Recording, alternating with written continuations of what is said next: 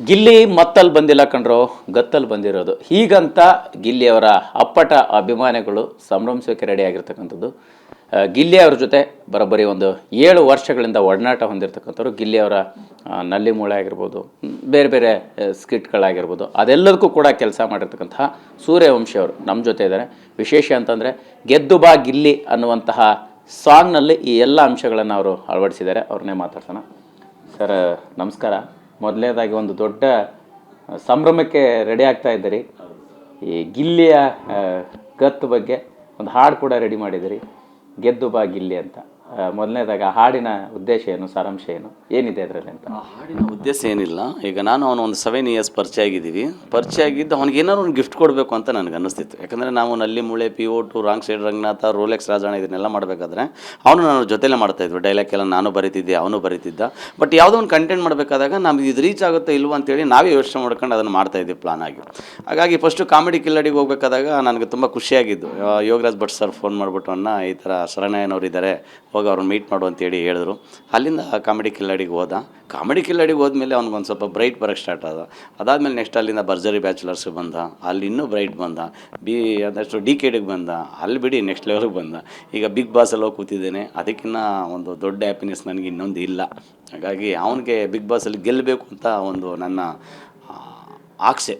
ಹಾಗಾಗಿ ಅವ್ನಿಗೇನಾದ್ರು ಒಂದು ಗಿಫ್ಟ್ ಕೊಡಬೇಕಲ್ಲ ಅಂತ ಅಂದ್ಕೊಂಡು ನಾನು ಈಗ ಗೆದ್ದು ಬಾಗಿಲ್ಲಿ ನೀ ಗೆದ್ದು ಬಾಗಿಲ್ಲಿ, ಗೆಲ್ಲಬೇಕಿಲ್ಲಿ ಗೆದ್ದು ನೀನು ನಿಲ್ಲಬೇಕು ಇಲ್ಲಿ ಅಂತ ಹೇಳ್ಬಿಟ್ಟು ಒಂದು ಸಾಂಗ್ ಮಾಡಿದ್ದೀನಿ. ಅದು ತುಂಬ ಚೆನ್ನಾಗಿ ಬಂದಿದೆ. ಸೊ ಹಾಗಾಗಿ ಖುಷಿ ಆಗ್ತಿದೆ ಸರ್. ಈಗ ಅದೇ ಅದರಲ್ಲೊಂದು ಸಾಲು ಬರುತ್ತೆ, ಗಿಲ್ಲಿ ಮತ್ತಲ್ಲಿ ಬಂದಿಲ್ಲ ಕಣ್ರೋ, ಗತ್ತಲ್ಲಿ ಬಂದಿದ್ದಾನೆ ಅನ್ನುವಂಥದ್ದು. ಯಾರಿಗೆ ಹೇಳಕ್ಕೆ ಕೊಟ್ಟಿದ್ದೀರಿ ಇದನ್ನು ಅನ್ನುವಂಥದ್ದು? ಓಕೆ, ಅದನ್ನು ಯಾರಿಗೆ ಹೇಳಿದೆ ಅಂತ ಹೇಳಿದ್ರೆ, ಕೆಲವು ಟೈಮ್ಗಳಿಗೆ ನಾನು ಎಷ್ಟೋ ಜನ ಅವ್ರು ಕಮೆಂಟ್ ಹಾಕೋರು, ಏನು ಅವನ ಬಡವ ಅಲ್ಲ ಶ್ರೀಮಂತ, ಆಸ್ತಿ ಇದೆ, ಹಂಗ ಹಿಂಗ, ಮತ್ತು ಬನೀನು ಹಾಕೊಂಡು ಪೋಟ್ರಿ ಮಾಡ್ತಾನೆ, ಹಂಗ ಹಿಂಗ, ಎನರ್ಜಿ ಇಲ್ದಿದ್ದು ಅಂತ ಬಿದ್ಕೋತಾನೆ ಅವನು, ಇದೆಲ್ಲ ಹೇಳ್ತಿದ್ರು. ಯಾಕಂದರೆ ಅವ್ನ ಜೊತೆಲಿ ನಾನು 7 ಇಯರ್ಸ್ ಕಳೆದಿರೋದ್ರಿಂದ. ಸೊ ಅವ್ನು ಮತ್ತಲ್ಲಂತೂ ಇಂಡಸ್ಟ್ರಿಗೆ ಬಂದಿಲ್ಲ, ಅವ್ನು ಗತ್ತಲ್ಲಿ ಬಂದಿದ್ದಾನೆ. ನಾವು ಯಾಕೆ ಗೆಲ್ಲಕ್ಕಾಗಲ್ಲ ಬಡವ್ರ ಮಕ್ಕಳು ಅಂತ ಹೇಳ್ಬಿಟ್ಟು ಆ ಥರದ್ದು ಬಂದ್ವಿ. ಅವನಂತಲ್ಲ, ನಾನು ಬಂದಿರೋ ಫೋರ್ಸು ಹಂಗೆ. ನಾವು ಯಾಕೆ ಸರ್ ಏನು ಅಚೀವ್ಮೆಂಟ್ ಮಾಡೋಕ್ಕಾಗಲ್ಲ, ಬನ್ನಿ ನುಗ್ಗೋಣ ಅಂತ ಹೇಳ್ಬಿಟ್ಟು ನಾವು ಇವತ್ತು ನುಗ್ಗಿದ್ದೀವಿ.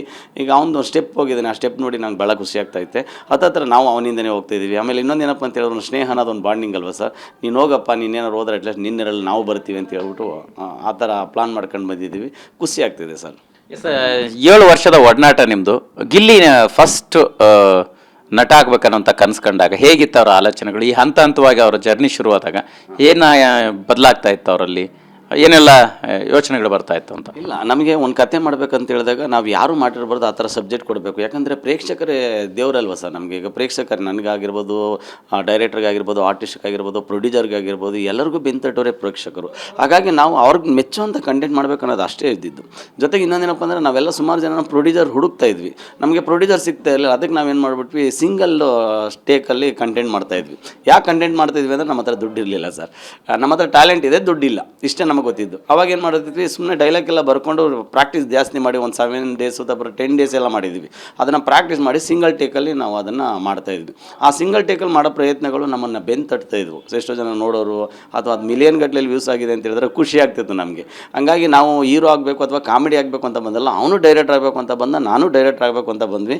ಹೋಗ್ತಾ ಹೋಗ್ತಾ ಹೋಗ್ತಾ ಡೈರೆಕ್ಟರ್ ಜೊತೆ ಆಕ್ಟರ್ ಶೋ ಆಗ್ಬಿಡೋಣ ಅಂತ ಹೇಳ್ಬಿಟ್ಟು ನಾವು ಪ್ಲಾನ್ ಮಾಡ್ಕೊಂಡು ಬರ್ತಾಯಿದ್ವಿ ಅಷ್ಟೇ ಸರ್. ಗಿಲ್ಲಿ ಜೊತೆ ಕೆಲವು ಸ್ಕಿಟ್ಗಳಲ್ಲಿ ಕೂಡ ನೀವು ಆ್ಯಕ್ಟ್ ಮಾಡಿದ್ದೀರಿ, ಸೊ ಕಾಣಿಸ್ಕೊಂಡಿದ್ದೀರಿ. ಗಿಲ್ಲಿಯ ಸ್ಪಾಂಟೇನಿಯಸ್ ಡೈಲಾಗ್ಗಳ ಬಗ್ಗೆ ಆಗಿರ್ಬೋದು, ಜೊತೆಗೆ ಅವರ ನಟನೆಯ ಶೈಲಿ ಬಗ್ಗೆ ಆಗಿರ್ಬೋದು, ಹೇಗೆ ಅನ್ನಿಸ್ತಾ ಇತ್ತು? ಮತ್ತು ಜೊತೆಗೆ ಈ ಮಟ್ಟದ ಜನಪ್ರಿಯತೆ ಅವ್ರಿಗೆ ದಕ್ಕುತ್ತೆ ಅಂತ ಅನಿಸುತ್ತಾ, ಹೇಗೆ ಅಂತ? ಖಂಡಿತ. ಯಾಕಂದರೆ ನನಗೆ ಅದು ಮೊದಲೇ ಗೊತ್ತಿತ್ತು. ಏಕೆಂದರೆ ಏನೇ ಒಂದು ಹೊಸ್ತಾಗಿರ್ಬೋದು, ಈಗ ನೋಡಿ ನೈಸ್ ರೋಡ್ ಹೋಗ್ಬಿಟ್ರೆ ಪಕ್ಕದ ರೋಡಲ್ಲಿ ಜಮೀನಿಗೆಲ್ಲ ಒಂಥರ ಒಳ್ಳೆ ಬೆಲೆ ಬರುತ್ತಲ್ಲ, ಆ ಥರ ಹಂಗೆ ಆಗ್ಬಿಡ್ತು. ನಾವು ಪ್ಲ್ಯಾನ್ ಮಾಡಿದ್ದೆ ಹಂಗೆ. ಅಂದರೆ ಗಿಲ್ಲಿ ಏನು ರೈಜಲ್ಲಿದೆ ಮತ್ತು ಗಿಲ್ಲಿ ಯಾವ ಲೆವೆಲ್ಗೆ ಹೋಗ್ತಾನೆ ಅಂತ ನನಗೆ ಮೊದಲೇ ಗೊತ್ತಿತ್ತು ಸರ್. ಯಾಕಂದರೆ ಅವನ ಪರ್ಸ್ನಾಲಿಟಿ, ಅವ್ನ ಡೈಲಾಗ್ ಡೆಲಿವರಿ ಮತ್ತು ಅವ್ನ ಥಾಟ್ ಇದೆಯಲ್ಲ, ಅದು ಬೇರೆ ರೀತಿ. ನಮಗೆ ಈಗ ಏನಾಗುತ್ತೆ ಅಂದರೆ, ಕಂಪಲ್ಡ್ ಜೂನ್ ಅಂತ ಹೇಳಿದ್ರೆ ನಮ್ಮ ಕನಸಿರೋರು ಮತ್ತು ಆ ಕನಸಿರೋರು ಒಂದಕ್ಕೆ ಸೇರಿಬಿಟ್ರೆ ಏನೋ ಒಂದು ಪವಾಡಗಳಾಗ್ಬಿಡ್ತದಲ್ಲ, ಆ ಥರ ನನಗಾಗಿದ್ದು ಅದು. ಆಮೇಲೆ ಇನ್ನೊಂದು ಏನಾಗುತ್ತೆ ಅಂತ ಹೇಳಿದ್ರೆ, ಡೈಲಾಗು ಗಿಲ್ಲಿ ಬರೀತಿದ್ದಾನೆ ಅನ್ನೋದಕ್ಕಿಂತ ಹೆಚ್ಚಾಗಿ ಅವನು ಒಂಥರ ಏನು ಹೇಳ್ತಾರೆ, ಅದು ಹಳ್ಳಿಗಳ ಕಡೆ ಹೇಳ್ತಾರೆ, ಅದು ನನಗೆ ಗೊತ್ತಾಗ್ತಾಯಿಲ್ಲ ಪದ ಏನು ತುಂಬ ಅಂತ ಹೇಳಿದ್ರೆ, ಅದು ಬೇರೆ ಲೆವೆಲ್ಗು. ಈ ನಾಟಿ ತಳಿ ಮತ್ತು ಅದು ಪ್ಯೂರ್ ಒಂದು ಕಲಾವಿದ ಅವನು, ಹಳ್ಳಿ ಸೊಗಡಿನ ಕಲಾವಿದ. ಹಾಗಾಗಿ ಅವನು ಮೊದಲೇ ಗೊತ್ತಿದ್ದು ನನಗೆ ಈ ರೇಂಜ್ಗೆ ಹೋಗ್ತಾನೆ ಅಂತ. ಇವತ್ತು ಎಕ್ಸ್ಪೆಷಲಿ ಬಿಗ್ ಬಾಸ್ ಒಳಗಡೆ ಇದ್ದಾನೆ, ಅವನಿಗೆ ನನಗೆ ಈ ಥರ ಒಂದು ಪ್ರಚಾರ ಸಿಕ್ಕಿದೆ ಅಥವಾ ಈ ಥರ ಒಂದು ಅಭಿಮಾನಿಗಳಿದ್ದಾರೆ ಅಂತ ಗೊತ್ತಿಲ್ಲ. ಅದು ಬಂದ ಮೇಲೆ ಏನು ಖುಷಿ ಪಡ್ತಾನೆ ಅದು ಗೊತ್ತಿಲ್ಲ. ಬಟ್ ಅವನಿಗಿಂತ ಹೆಚ್ಚಾಗಿ ನಾನು ಖುಷಿ ಪಡ್ತಾ ಇದ್ದೀನಿ, ಅವನ್ನೆಲ್ಲ ಆಕ್ಟಿವಿಟೀಸ್ ಎಲ್ಲ ನೋಡ್ತಾ ಇದ್ದೀನಲ್ವಾ, ಹಾಗಾಗಿ ನನಗೆ ತುಂಬ ಖುಷಿ ಸರ್. ಈಗ ಒಂದು ಜರ್ನಿ ಅಂದಾಗ ಸಾಕಷ್ಟು ಏಳು ಬೀಳ್ಕೊಂಡಿರ್ತೀರಿ. ಅವರ ಜರ್ನಿಯಲ್ಲಿ ತುಂಬ ಒಂದು ಸಮಸ್ಯೆ ಅನುಭವಿಸಿದ್ದು, ಬೇಜಾರು ಮಾಡ್ಕೊಂಡಿದ್ದು, ಏನೋ ಅನ್ಕೊಂಡಿದ್ದು ಆಗದೆ ಇರುವಂಥ ಸನ್ನಿವೇಶ ನೀವು ಕಂಡಂಗೆ, ನಿಮ್ಮ ಹತ್ರ ಹಂಚ್ಕೊಂಡಂಗೆ ಆ ಘಟನೆಗಳು ತುಂಬ ಇದ್ದಾವೆ ಸರ್. ಆ ಥರದ ಘಟನೆಗಳು ಎಷ್ಟು ಸರಿ ನಾವು ಕೋವಿಡ್ ಟೈಮ್ಗಳು ಗೊತ್ತು. ಅವನು 19-20 ನನಗೆ ಪರಿಚಯ ಆಗಿದ್ದು. 20 ಕೋವಿಡ್ ಟೈಮ್, 19 ಕೋವಿಡ್ ಬಂದಿದ್ದು. ಮೊದಲನೇ ಕೋವಿಡಲ್ಲಿ ನಮ್ಮ ಹತ್ರ ಏನು ಸ್ವಲ್ಪ ಅಕೌಂಟ್ಗೆ ದುಡ್ಡಿದೆ ಸರ್. ಎರಡನೇ ಕೋವಿಡಲ್ಲಂತೂ ನಮ್ಮ ಹತ್ರ ಏನಿಲ್ಲ. ಅವಾಗ ಹೆಣಗಳು ರಾಶಿ ಬಿದ್ದುಬಿಡ್ತು. ಊರಿಂದ ಬಂದ್ವಿ ಸರ್. ಊರಿಂದ ಬಂದಾದಮೇಲೆ ನೆಕ್ಸ್ಟ್ 3 ತಿಂಗಳಾದಮೇಲೆ ಬಂದು ನೋಡ್ತೀವಿ, ಅಕ್ಕಿ ಮತ್ತು ರಾಗಿ ಹಿಟ್ಟು, ಬೇಳೆ ಎಲ್ಲ ಹುಳಾಗ್ಬಿಟ್ಟಿತ್ತು. ನಾವು ಜೀರೋ ಬಂದೆ. ನಾನೇ 150 ರೂಪಾಯಿ ಪೆಟ್ರೋಲ್ ಹಾಕ್ಸ್ಕೊಂಡು ಮೈಸೂರಿಂದ ಇಲ್ಲಿಗೆ ಬಂದೆ, ಬೆಂಗಳೂರಿಗೆ ಬಂದೆ. ನೋಡ್ತಿದ್ದೀನಿ ಎಲ್ಲ ಹುಳಾಗ್ಬಿಟ್ಟಿತ್ತು. ಆವತ್ತಿನ ದಿನ ಏನಾಗುತ್ತೆ, ನನಗೆ ಏನು ಇರಲಿಲ್ಲ ಸರ್ ಅಂತೇಳ್ಬಿಟ್ಟು ನಮ್ಮ ಪಕ್ಕದ ಮನೇಲಿ ಒಬ್ಬರು ಆಂಟಿ ಇದ್ದರು, ಶಾಂತಮ್ಮ ಅಂತೇಳಿ, ಅವ್ರು ನನಗೆ 2 kg ರೈಸ್ ಕೊಟ್ಟರು, ಊಟ ಮಾಡ್ಕೊಂಡು ತಿನ್ನಿ ಅಂತ. ಅವಾಗ ನಮ್ಮ ಹತ್ರ ಏನು ಇರಲಿಲ್ಲ ಸರಿ. ಸಿಚುವೇಶನ್ ಹಂಗೆ ಹೋಗ್ತಾಯಿತ್ತು. ಒಂದು 3 ದಿನ ಆಮೇಲೆ ಬಂದಾಗ ಇಲ್ಲಿ ಬರೋ ಗಂಟೆ ನಾನೇನು ಮಾಡಿದೆ, ನನ್ನ ಹತ್ರ ಆಲ್ರೆಡಿ ರೈಸ್ ಇತ್ತಲ್ಲ, ಆ ರೈಸ್ ಬೇಡ ಅಂತ ಹೇಳ್ಬಿಟ್ಟು ರಾಗಿ ಅಂಬ್ಲಿ ಮಾಡಿ ಇಟ್ಟಿದ್ದೆ. ರಾಗಿ ಅಂಬ್ಲಿಲಿ 4 ಲೋಟ ನೀರಿಗೆ ರಾಗಿ ಹಿಟ್ಟಾಗ್ಬಿಟ್ಟು ಮಾಡಿ ನಾನು 2 ಲೋಟ ಕುಡಿದಿದ್ದೆ. ಬೆಳಿಗ್ಗೆ ತಂಪಾಗುತ್ತೆ ಮತ್ತೆ ಕುಡಿಯೋಣ ಅಂತ. ಅವ್ನು ಊರಿಂದ ಬಂದಾದಮೇಲೆ ಪಾಪ ನಾಗರಬಾವಿ ಸರ್ಕಲ್ ಬಂದು, ಸರ್ ಎಲ್ಲಿದ್ದೀರಾ ಅಂತ ಫೋನ್ ಮಾಡ್ದೆ. ಆಮೇಲೆ ನಾನು ಮನೇಲಿದ್ದೀನಿ ಅಂತ ಹೇಳ್ದೆ. ಮನೆಗೆ ಬಂದಾದಮೇಲೆ ಸರ್ ಅವ್ನು ಡೋರ್ ತೆಗೆದಾಗ ಗೊತ್ತಾಗ್ಬಿಡ್ತು ಅವ್ನಿಗೆ ಹಸ್ವಾಗಿದೆ ಅಂತ. ಏನು ಮಾಡಿದ್ದೀರಿ ಸರ್ ಅಂತ ನಾನು ಕೇಳಿದೆ. ಇಲ್ಲ ರೀ, ನಾನು ಸ್ವಲ್ಪ ರಾಗಿ ಅಂಬ್ಲಿ ಮಾಡಿದ್ದೀನಿ, ನಾನು ಡಯಟ್ ಮಾಡ್ತಾಯಿದ್ದೀನಿಲ್ಲ ಅಂತ. ಯಾಕಂದ್ರೆ ನಮ್ಮದು ಅದು ಬಿಟ್ಕೊಡೋಕ್ಕಾಗಲ್ಲ, ಹೊಸ ಸ್ನೇಹ. ಅದಾದಮೇಲೆ ನನಗೂ ಇದೆ ಸರ್ ಅಂತ ಕೇಳ್ದೆ. ಅದು ನನಗೆ ಮರೆಯೋಕ್ಕಾಗದಿರೋಂಥ ಘಟನೆ ಅದು. ಹಾಗಾಗಿ ಅವನು 2 ಲೋಟ ರಾಗಿ ಅಂಬ್ಲಿ ಕುಡ್ದ, ನಾನು 2 ಲೋಟ ರಾಗಿ ಅಂಬ್ಲಿ ಕುಡಿದ್ವಿ. ಅವತ್ತು ನನ್ನ ಮನಸ್ಸಲ್ಲಿ ಹೋಗಿ ಅಂದ್ಕೊಂಡ್ವಿ, ಗಿಲ್ಲಿ ಇದು ನಮ್ಮ ಲೈಫಲ್ಲಾಗಿಲ್ಲಿ ನಾವೇನೋ ಒಂದು ಮಾಡಲೇಬೇಕು ಅಂತ ಹೇಳ್ಬಿಟ್ಟು ಡಿಸೈಡ್ ಮಾಡಿದ್ವಿ. ಇವತ್ತು ದೇವರು ಎಲ್ಲೋ ಒಂದೊಂದು ಕಡೆ ಕರ್ಕೋಗ್ತಾ ಇದ್ದಾನೆ ಸರ್. ಹಾಗಾಗಿ ನಮಗೆ ತುಂಬ ಖುಷಿ. ಅದು ಬಿಟ್ಟರೆ ನೆಕ್ಸ್ಟು ನಮಗೆ ಅಪ್ಪು ಸರ್ ತೀರಿದಾಗ ಒಂಥರ ಬೇರೆ ಫೀಲ್ ಆಗ್ಬಿಡ್ತು. ಯಾಕಂದ್ರೆ ನಾನು ತುಂಬ ಹತ್ತೆ, ಅವನು ತುಂಬ ಹತ್ತು. ಬಜರಂಗಿ 2 ರಿಲೀಸ್ ಆಗಿತ್ತು ಅನ್ಸುತ್ತೆ, ಮೇ ಬಿ October 29 ಅದು ರಿಲೀಸ್ ಆಗಿರೋದು. ವೀರಭದ್ರ ಥಿಯೇಟರ್ಲಿ ಹೋಗಿದ್ವಿ, ಕಮಲಾನಗರದಲ್ಲಿ ಸಿನಿಮಾ ನೋಡಿದ್ರು. ಮಾರ್ನಿಂಗ್ ಶೋ ಆಗೋಯ್ತು. ಮ್ಯಾಟ್ನಿಗೆ ಬಂತು ಸರ್ ಮೆಸೇಜು. ಅದು ಥಿಯೇಟ್ರಲ್ಲಿ ಹೆಂಗೆ ಆಗ್ಬಿಟ್ರು ಅಂದರೆ ಮೇ ಬಿ ಅದು ಮೈಯೆಲ್ಲ ಜುಮ್ ಆಗಿಬಿಡ್ತದೆ ನನಗೆ. ಸೊ ಆ ಥರ ಸಿಚುವೇಶನ್ಗಳೆಲ್ಲ ನಾವು ಫೇಸ್ ಮಾಡಿದಾಗ ಅವನು ತುಂಬ ಹತ್ತ, ನಾನು ತುಂಬ ಹತ್ತೆ. ನಮ್ಮ ಘಟನೆ ಘಟನೆ ಅಂದರೆ ಅದೊಂದೇ. ನಮಗೇನೋ ಬಂದಿರೋ ಕಷ್ಟನ ಎಲ್ಲನೂ ಫೇಸ್ ಮಾಡಿದ್ವಿ. ಅಪ್ಪು ಸರ್ದು ಹಂಗೆ ಆಯ್ತಲ್ಲ, ಅದು ಬಿಟ್ಟರೆ ನನಗಿನ್ಯಾವುದೋ ಅಂಥ ದೊಡ್ಡ ಕಷ್ಟ ಅದು ಅಂಥ ನೋವು ನಮಗೇನು ಕೊಟ್ಟಿಲ್ಲ ಸರ್ ನನಗೆ. ಎಸ್, ಫೈನಲಿ ಗಿಲ್ಲಿ ಈ ಹಂತಕ್ಕೆ ಬಂದಿದ್ದಾರೆ. ಸೊ ಈಗ ಗೆದ್ದು ಬಾ ಗಿಲ್ಲಿ ಅಂತ ಒಂದು ಸಾಂಗ್ ಮಾಡಿದ್ದೀರಿ. So party ಮೋಡಲ್ಲಿದ್ದೀರಿ. ಸೊ ಯಾವ ರೀತಿ ಅದನ್ನು ಜನರಿಗೆ ತಲುಪಿಸೋಂಥ ಪ್ಲಾನು ಹೇಗೆ ಅನ್ನೋಂಥದ್ದು? ಇಲ್ಲ, ಅದೇನಾಗುತ್ತೆ ಅಂತ ಹೇಳಿದ್ರೆ ಇತ್ತೀಚೆಗೆ ಅವನಿಗೆ 1 ಮಿಲಿಯನ್ ಸಬ್ಸ್ಕ್ರೈಬರ್ ಆದರು. ಹಾಗಾಗಿ ಆ 1 ಮಿಲಿಯನ್ ಸಬ್ಸ್ಕ್ರೈಬರ್ಲಿ ನಾನೊಬ್ಬ ಸ್ನೇಹಿತ ಆಗಿರ್ತಾನೆ, ಆ ಸ್ನೇಹಿತ ಇನ್ನೊಬ್ಬ ಇರ್ತಾನೆ. ಅವ್ನು ಹೇಳ್ತಾನೆ, ಇಲ್ಲಿಗೆ 1 ಮಿಲಿಯನ್ ಸಬ್ಸ್ಕ್ರೈಬರ್ ಆಗಿದ್ದಾರೆ ಕಂಡ್ರು, ಈ ಥರ ಹುಡುಗರಿಗೆಲ್ಲ ಪಾರ್ಟಿ ಕೊಡ್ತೀನಿ ಫ್ರೆಂಡ್ ಸರ್ಕಲ್ಗೆ, ಹೇಳ್ಬಿಡು ಅಂತ. ಆವಾಗ ಒಂದು ಪಾರ್ಟಿ ಬರ್ತಾರೆ. ಆವಾಗ ನನ್ನ ಸ್ನೇಹಿತನ ಇನ್ವೈಟ್ ಮಾಡಿರ್ತಾನೆ. ನಾನು ಹೋಗಿ ಅವನ್ನ ಗೆದ್ದು ಬಾ ಗಿಲ್ಲಿ ಅಂತ ಹೇಳ್ಬಿಟ್ಟು ನಾನೊಂದು ಸಾಂಗ್ ಆಡಬೇಕು. ಆ ಸೀಕ್ವೆನ್ಸ್ನ ಒಂದು ಇಟ್ಕೊಂಡು ನಾನು ಉಪ್ಪಿ ರೆಸಾರ್ಟ್ಸಲ್ಲಿ ಸಾಂಗ್ ಶೂಟ್ ಮಾಡಿದ್ದೀನಿ. ಬಹುಶಃ ಚೆನ್ನಾಗಿ ಬಂದಿದೆ. ಮತ್ತು ಅದೆಲ್ಲ ರ್ಯಾಲಿ ಮಾಡ್ತಾಯಿದ್ರು ಅವನಿಗೆ, ಆ ಕಡೆ ಅವರೆಲ್ಲ ಮಳವಳ್ಳಿ ಚನ್ನಪಟ್ಟಣ ಸೈಡ್ಲಿ ಅದನ್ನೆಲ್ಲ ಯೂಸ್ ಮಾಡಿಕೊಂಡು, ಮತ್ತು ಅವನಿಗೆಲ್ಲ ಸ್ವಲ್ಪ ಬ್ಯಾನರ್ ಕಟ್ಟಿದ್ರು. ಅದನ್ನೆಲ್ಲ ಸ್ವಲ್ಪ ನ್ಯಾಚುರಲಾಗಿ ಯೂಸ್ ಮಾಡ್ಕೊಂಡು ಅದನ್ನು ಪ್ಲಾನ್ ಮಾಡಿದ್ದೀನಿ ಸರ್. ಗಿಲ್ಲಿಗೆ ಏನು ಕನಸುಗಳಿತ್ತು, ಈಗ ಏನು ಅವರ ಬದುಕಲ್ಲಿ ಬದಲಾವಣೆ ಆಗ್ಬೋದು ಅನ್ನೋಂಥದ್ದು? ಒಂದು ವೇಳೆ ಬಿಗ್ ಬಾಸ್ ಗೆದ್ದರೆ ಏನು ಮಾಡ್ತೀನಿ ಅನ್ನೋಂಥ ಯೋಚನೆನಾರು ಹೇಳಿದ್ರೆ, ಹೋಗೋಕ್ಕೂ ಮುಂಚೆ ಏನು ಹೇಳೋಗಿದ್ರು ಅದ್ರ ಬಗ್ಗೆ? ಎಕ್ಸ್ಪೆಷಲಿ ನಾನು ಅವನು ತುಂಬ ಮಾತಾಡಿದ್ದೀವಿ. ಆ ಪ್ಲಾನ್ಗಳನ್ನೆಲ್ಲ ಹೇಳಿದ್ರೆ ಇವಾಗ ಚೆನ್ನಾಗಿರಲ್ಲ ಅದು. ಯಾಕಂದ್ರೆ ನಾವೆಲ್ಲ ಒಂದು ವಿಷನ್ ಇಟ್ಕೊಂಡೇ ಬಂದವರು ಸರ್. ನಾವೇನೋ ಒಂದು ಮಾಡಬೇಕು, ನಾನು ಡೈರೆಕ್ಟರ್ ಆಗಬೇಕು ಅಂತ. ಮೇ ಬಿ ಇವಾಗ ಕಾಮಿಡಿ ಆಗಬೇಕು, ಸಣ್ಣ ಪುಟ್ಟದ್ದು ಮಾಡಬೇಕು ಅಂತ ಬಂದ ಈ ಕ್ರೇಜ್ಗೆ ಅಟ್ಲೀಸ್ಟ್ ನನ್ನ ಪರ ಒಳ್ಳೆ ಹೀರೋ ಆಗ್ತಾನೆ ಅಂತ ಅನ್ಕೊಬಿಟ್ಟಿದ್ದೀನಿ ನಾನು. ಯಾಕಂದರೆ ಹೀರೋ ಆಗೋ ಲಕ್ಷಣಗಳೆಲ್ಲ ಇದೆ. ನಮಗೆ ಇನ್ನೊಂದೇನಪ್ಪ ಅಂತ ಹೇಳಿದ್ರೆ ಪ್ಯೂರ್ ಒಂಥರ ನಾಟಿ ಹೀರೋ ಬೇಕಾಗಿತ್ತು ನಮಗೆ. ನಮ್ಮ ಒಂದು ಸೊಗಡಿನ ಹೀರೋ ಬೇಕಾಗಿತ್ತು. ಸದ್ಯಕ್ಕೆ ಅವ್ರು ಇರಲಿಲ್ಲ. ಈಗ ಆ ಪೊಸಿಷನ್ಗೆ ಗಿಲ್ಲಿ ಬರ್ಬೋದು ಅಂತ ಅಂದ್ಕೊಂಡಿದ್ವಿ. ಆಮೇಲೆ ಅವನಿಗೆ ಒಂದು ಒಳ್ಳೊಳ್ಳೆ ಕತೆ ಮಾಡಿಟ್ಟಿದ್ದೀನಿ ನಾನು. ಅವ್ನಿಗೆ ಡೈಲಾಗ್ ಬರಿಬೇಕಾದಾಗಲೂ ನಾನು ಹಂಗೆ ಬರೆದಿದ್ದು. ಕಾಮಿಡಿ ಕಿಲ್ಲಡಿಗೆ ಹೋಗ್ಬೇಕಾದಾಗ ಆ ಡೈಲಾಗ್ ಬರೆದಿದ್ನಲ್ಲ, ಆ ಡೈಲಾಗ್ ವೈರಲ್ ಆಗಿದ್ದ ರೀತಿಯೇ ಬೇರೆ. ಈ ಜಾತಿ ಪ್ರೀಸೋನು ರಾಜಕಾರಣಿ ಆಗ್ತಾನೆ, ಜನರನ್ನ ಪ್ರೀಸೋನು ರಾಜ್ಕುಮಾರ್ ಆಯ್ತಾನೆ ಅಂತ ಒಂದು ಡೈಲಾಗ್ ಬರೆದಿದ್ದೆ. ಇವತ್ತು ಖಂಡಿತ ಅವನು ಆ ಡೈಲಾಗಿಗೆ ಅರ್ಹ ಸರ್. ಅವನು ಆ ಡೈಲಾಗ್ ಅದು ಅಷ್ಟು ಚೆನ್ನಾಗಿದೆ. ಆ ಡೈಲಾಗ್ ಅವ್ನು ಬರದೆ, ಈ ಒಂದು ಡೈಲಾಗು ನೀನು ನಮ್ಮ ಮನೆ ಮಾತು ಹೋಗಪ್ಪ ಅಂತ ಬರೆದೆ. ಇವತ್ತು ಹಂಗಾಗಿದೆ ಸರ್, ಖುಷಿ.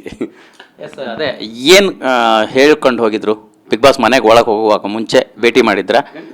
ಏನು ಹೇಳಿದ್ರು ಆಫರ್ ಬಂದಾಗ ಆಗಿರ್ಬೋದು, ಮತ್ತು ಒಳಗೆ ಹೋಗುವಾಗ ಏನು ಲೆಕ್ಕಾಚಾರ ಇತ್ತು ಅವ್ರಿಗೆ ಅಂತ? ಏನಿಲ್ಲ ಸರ್, ಲೆಕ್ಕಾಚಾರ ಏನು ಇಟ್ಕೊಂಡಿಲ್ಲ. ಡೆವಿಲ್ ಶೂಟಿಂಗಲ್ಲಿದ್ದ, ದರ್ಶನ್ ಸರ್ ಶೂಟಿಂಗ್. ಆವಾಗ ಒಂದ್ಸರಿ ಮೆಸೇಜ್ ಬಂತು ಅವನಿಗೆ. ಆಗ ಭರ್ಜರಿ ಬ್ಯಾಚುಲರ್ಸ್ ಆಗಿ ಗ್ಯಾಪ್ ಕೊಟ್ಬಿಟ್ರು. ಯಾವುದೋ ಆ TV ಚಾನಲ್ನವ್ರು ಏನು ಮಾಡಿಬಿಟ್ರು, ಒಂದು 3-4 ತಿಂಗಳು ಕೆಲಸ ಇಲ್ಲ ಅಂತ. ಆ ಟೈಮಲ್ಲಿ ಬಿಗ್ ಬಾಸಿಂದ ಒಂದು ಕರೆ ಬಂತು. ಫಸ್ಟ್ ಬಿಗ್ ಬಾಸಲ್ಲಿ ಕರೆ ಬಂದಾಗ 100% ನನಗೆ ಹೇಳ್ದೆ, ಹಿಂಗಿದೆ ಸರ್, ಅದು ಬಂದಿದೆ, ಅದು ಸಕ್ಸಸ್ ಆಗುತ್ತೆ ಇಲ್ವೋ ಗೊತ್ತಿಲ್ಲ, ಬಟ್ ಯಾರಿಗೂ ಸ್ಪೆಡ್ ಮಾಡೋದು ಬೇಡ ನಾವು ಅಂತ ಅಂದ್ಕೊಂಡ್ವಿ. ಅದಾದಮೇಲೆ ಹತ್ತತ್ರ ಬಂದು ಇನ್ನೊಂದು 3-4 ದಿನ ಅದಂತ ಗೊತ್ತಾದಾಗ ಬಿಗ್ ಬಾಸ್ಗೆ ಹೋಗ್ತೀನಿ ಅಂತ ಗೊತ್ತಾದ್ರೆ, ಬಟ್ ನಾನು ಆಗಲೇ ಹೇಳಿದೆ, ಬಿಗ್ ಬಾಸಲ್ಲಿ 100% ನಾನು ರೆವಲ್ಯೂಷನ್ ಮಾಡ್ತೀಯಪ್ಪ ನೀನು, ಹೋಗಿ ಒಳ್ಳೇದಾಗಲಿ ಅಂತೇಳಿ ಕಳಿಸಿದ್ದೆ. ಮಾಡಿದ್ದೇನೆ ಅದನ್ನು. ಬಹುಶಃ ನನ್ನ ಪ್ರಕಾರ ನಾನು ಏನು ಹೇಳಿದ್ದೀನೋ ಅದೆಲ್ಲ ಅವ್ನಿಗೆ 100% ಸಿಕ್ಕಿದೆ ಸರ್. ಅದು ಯಾವ ಟೈಮಲ್ಲಿ ಗೊತ್ತಿಲ್ಲ, ನಮಗೆ ಆ ಥರದೊಂದು ಪಾಸಿಟಿವ್. ಅವ್ನು ನೋಡಿದ್ರೆ ನನಗೆ ಪಾಸಿಟಿವ್, ನನ್ನ ನೋಡಿದ್ರೆ ಅವ್ನಿಗೆ ಪಾಸಿಟಿವ್. ನಾವೇನೋ ಮಾಡ್ತಾಯಿದ್ದೀವಿ, ಏನೋ ಹೋಗ್ತಾಯಿದ್ದೀವಿ ಅಂತ.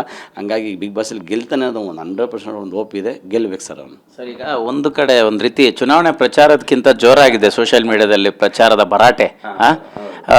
ಒಂದಿಷ್ಟು ಪ್ರಭಾವ, ಪ್ರತಿಷ್ಠೆ, ಪ್ರತಿಭೆ ಎಲ್ಲದರ ಚರ್ಚೆ ಕೂಡ ಆಗ್ತಾ ಇದೆ.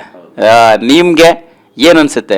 ಎಷ್ಟರ ಮಟ್ಟಿಗೆ ಅವ್ರಿಗೆ ಗೆಲುವು ಸಿಗ್ಬೋದು, ವಿನ್ನರ್ ಆಗ್ತಾನೆ ಅಂತ ಅನ್ಸುತ್ತಾ, ಹೇಗೆ ಅಂತ? ಖಂಡಿತ ಸರ್. ಯಾಕಂದ್ರೆ ನಾನು ಓಪ್ ಇಲ್ಲ ಅಂತ ಹೇಳಿದ್ರೆ 100% ನಾವು ಯಾವತ್ತೂ ಮಾತಾಡಲ್ಲ. ನಾನು ಖಂಡಿತ ಒಪ್ಪಿತ್ತು. ಯಾಕಂದ್ರೆ ಅವನು ಭರ್ಜರಿ ಬ್ಯಾಚುಲರ್ಸ್ ಒಂದು ರೆವಲ್ಯೂಷನ್ ಮಾಡ್ದ, ಅದಲ್ಲದೆ DKDL ಮಾಡ್ದ, ಕಾಮಿಡಿ ಕಿಲಾಡಿಗಳು ಮಾಡ್ದ, ಆಮೇಲೆ ಕ್ರಿಯೇಟರ್ಸ್ ಅವನು ಸ್ಪಾಟ್ ಕ್ರಿಯೇಟರು 100% ವಿನ್ ಆಗ್ತಾನೆ ಅನ್ನೋ ಓಪ್ ಕಳ್ಕೊಂಡಿಲ್ಲ. ಅದು ಎಂಡ್ ಗಂಟೆ ನನಗೆ ಆ ಓಪ್ 100% ಮಿಸ್ ಆಗಲ್ಲ ಸರ್.